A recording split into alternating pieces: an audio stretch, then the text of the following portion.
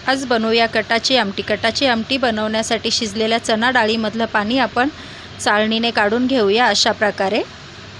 आता 1 चमचा चणा डाळ आपल्याला छान मॅश करून घ्यायची आहे आणि ह्या डाळीच्या पाण्यामध्ये तिला आपल्याला मिक्स करायचं आहे।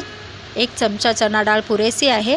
कांदा, खोबरं, लसूण, आल्याचे तुकडे अशा प्रकारे भाजून घेतलेले आहेत।